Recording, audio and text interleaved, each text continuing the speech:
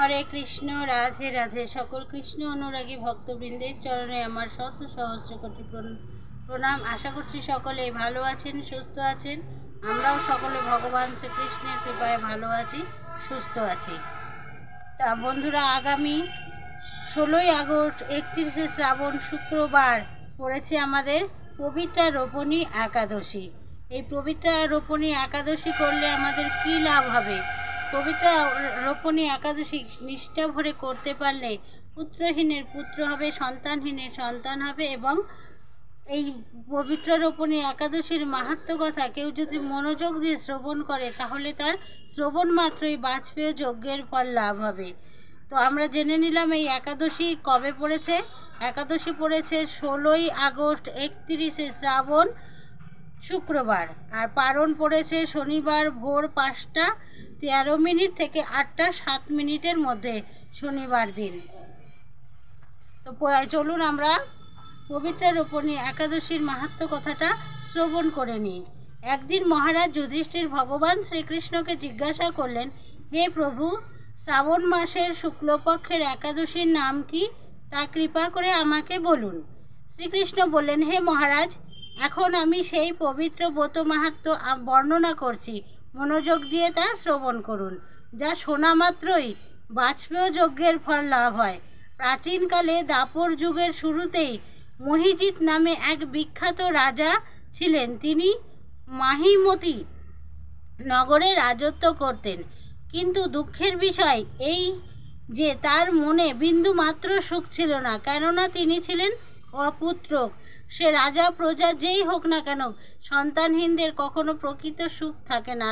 টাকা পয়সা যতই থাকুক তাদের সারাদিন পরে দেখবে ঘরটা ফাঁকা শূন্য, মা বাবা বলে ডাকার কেউ নেই। সেই জন্যে রাজার মন খুব খারাপ, কারণ তিনি ছিলেন সন্তানহীন, অপুত্রক। পুত্রহীনের ইহলোকে পরলোকে কোথাও সুখ হয় না। এই রূপ চিন্তা করতে করতে বহুদিন কেটে গেল, কিন্তু তবুও পুত্রমুখ দর্শনে রাজা বঞ্চিতই রয়ে গেলেন। নিজেকে অত্যন্ত দুর্ভাগা মনে করে রাজা চিন্তাগ্রস্ত হয়ে পড়লেন। প্রজাদের সামনে গিয়ে বলতে লাগলেন, হে প্রজাবৃন্দ, তোমরা শোনো, আমি এই জন্মে তো কোনো পাপ কাজ করিনি, অন্যায়ভাবে রাজকোষ বৃদ্ধি করিনি, ব্রাহ্মণ বা দেবতাদের সম্পদ কখনো গ্রহণ করিনি। উপরন্তু প্রজাদেরকে পুত্রের মতো পালন করেছি, ধর্ম অনুযায়ী পৃথিবী শাসন করেছি, দুষ্টদের যথানুরূপ দণ্ড দিয়েছি এবং সজ্জন ব্যক্তিদের যথাযোগ্য সম্মান দিয়েছি, কখনো অবহেলা করিনি। তাই হে ব্রাহ্মণগণ, এই প্রকার ধর্মপদ অবলম্বন করা সত্ত্বেও কেন আমার পুত্র লাভ হলো না, তা আপনারা কৃপা করে অনুসন্ধান করুন। রাজার এই প্রকার কাতর উক্তি শ্রবণ করে ব্যথিত রাজপুরোহিতরা রাজার মঙ্গলের জন্য গভীর বনে ত্রিকালজ্ঞ মুনি ঋষির কাছে যেতে মনস্থ করলেন। বনের মধ্যে ঋষিদের আশ্রম সকল দেখতে দেখতে তারা এক মুনির সন্ধান পেল। তিনি দীর্ঘায়ু, নিরোগ, নিরাহারে ঘোর তপস্যায় মগ্ন ছিলেন। সর্বশাস্ত্র বিশারদ, ধর্মতত্ত্বজ্ঞ, ত্রিকালজ্ঞ সেই মহামুনি লোমশ নামে পরিচিত। লোমশ মুনির কাছে গিয়ে তারা পৌঁছালেন। ব্রহ্মার এক কল্প অতিবাহিত হলে মুনিবরের গায়ের একটি লোম পরিত্যক্ত হতো। এই কারণে এই মহামুনির নাম লোমশ। তাকে দেখে সকলেই ধন্য হলেন। তারা পরস্পর বলতে লাগলেন যে আমাদের বহু জন্মের সৌভাগ্যের ফলে আজ আমরা এই মুনিবরের সাক্ষাৎ লাভ করলাম। তারপর ঋষিবর তাদের সম্বোধন করে বললেন, কী কারণে আপনারা এখানে এসেছেন এবং কেনই বা এত প্রশংসা করছেন তা স্পষ্ট করে বলুন।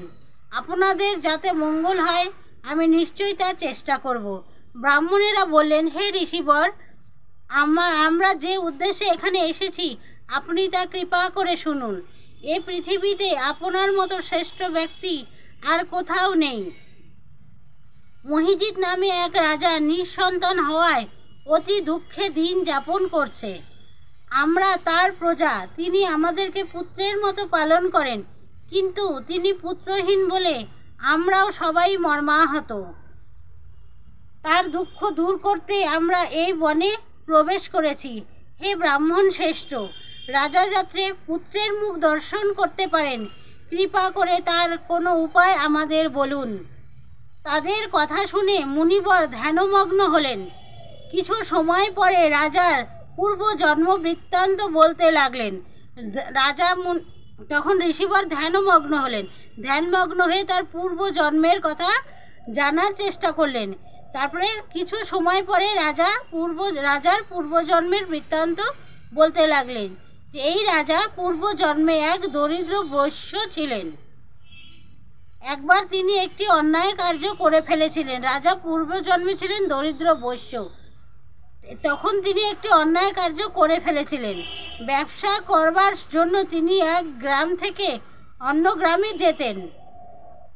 এক সময় জ্যৈষ্ঠ মাসের শুক্লপক্ষের দশমীর দিনে কোথাও যাওয়ার পথে তিনি অত্যন্ত তৃষ্ণার্ত হয়ে পড়েন। গ্রাম প্রান্তে একটি জলাশয় তিনি দেখতে পান। সেখানে জলপানের জন্য যান। একটি গাভী ও তার বাছুর সেখানে জলপান করছিল। তাদেরকে তাড়িয়ে দিয়ে তিনি নিজেই জলপান করতে লাগলেন। এই পাপকর্মের ফলে তিনি পুত্র সুখে বঞ্চিত হয়েছেন। দেখুন, সেই আগের জন্মের পাপ। তিনি গাভীর বাচ্চাদের জলাশয় থেকে তাড়িয়ে দিয়ে জলপান করেছিলেন বলে পরজন্মে তার সন্তান হয়নি। এই ছিল তার পুত্রহীনতার কারণ। তিনি কিন্তু পূর্বজন্মে কোনো পুণ্য ফলে তিনি এই রকম নিষ্কণ্টক রাজ্য লাভ করেছেন। তিনি পূর্বজন্মে এমন কোনো পুণ্য করেছিলেন যার জন্য তিনি নিষ্কণ্টক রাজা হয়েছেন। হে মুনিবর, শাস্ত্রে আছে যে পুণ্য দ্বারা পাপ ক্ষয় হয়। তাই আপনি এমন একটি পুণ্যব্রতের উপদেশ করুন যাতে তার প্রারব্ধ পাপ দূর হয় এবং আপনার অনুগ্রহে তিনি পুত্র সন্তান লাভ করতে পারেন। লোমশ মুনি বললেন, শ্রাবণ মাসের শুক্লপক্ষের পবিত্রা রোপণী একাদশী ব্রত অভীষ্ট ফল প্রদান করে। আপনারা যথাবিধি তা সকলে পালন করুন। লোমশ মুনির উপদেশ শুনে আনন্দ চিত্তে গৃহে প্রত্যাবর্তন করে তারা রাজাকে সে সকল কথা জানালেন।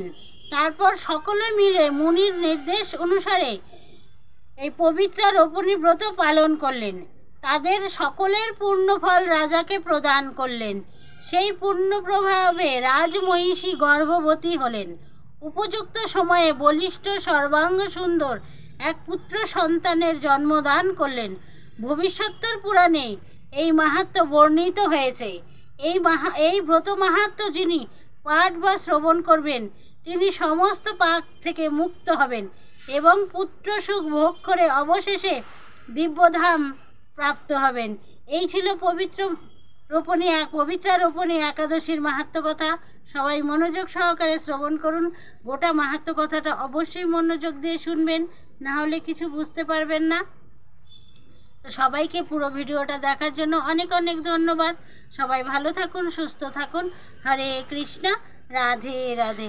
আজকের মতো এ পর্যন্তই। আবার দেখা হচ্ছে অন্য কোনো দিন অন্য কোনো ভিডিওতে। তার সঙ্গে বলছি, সবাই নিষ্ঠা ভরে শ্রদ্ধা সহকারে একাদশী ব্রতটি অবশ্যই পালন করে। এটি না, এই বছরে যে কটা একাদশী পড়ে 12 মাসে 24টা একাদশী, অবশ্যই একাদশী পালন করুন। 15 দিনে একদিন একটু কম খেলে কিচ্ছু হবে না।